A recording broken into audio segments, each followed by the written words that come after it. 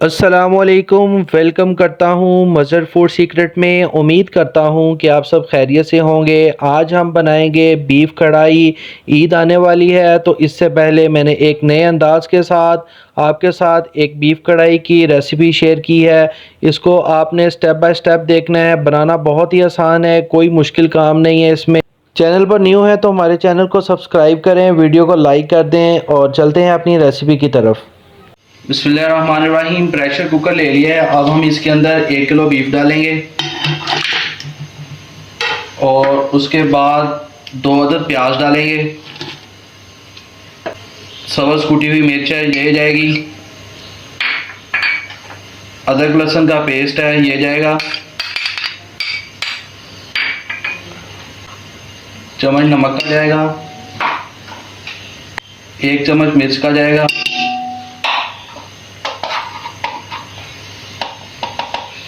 Half चम्मच हल्दी का, हाफ ही काली मिर्च का,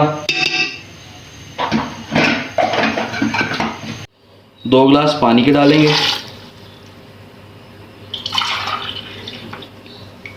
छोटे गिलास लिए मैंने। अब हम इसको मिक्स कर लेंगे।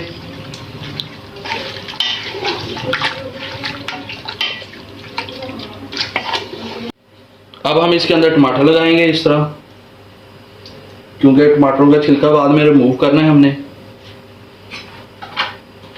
और चैनल पर न्यू है तो चैनल को सब्सक्राइब कर दें, वीडियो को लाइक कर दें। हम आपके लिए डेली नई और यूनिक रेसिपी लेकर आते हैं।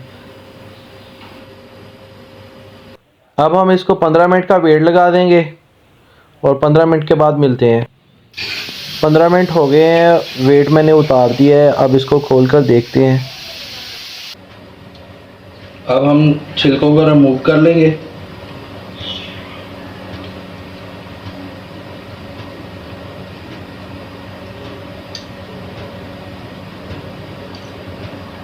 बिस्मिल्लाहिर्रहमानिर्रहीम। अब कढ़ाई में डालेंगे।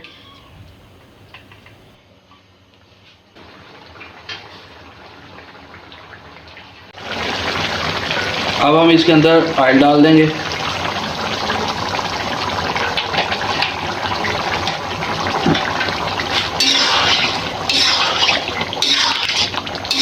अब हम गोश्त को अच्छी तरह से भूनेंगे। 5 मिनट आप इसको भूनें, भूनने से असल टेस्ट बनता है।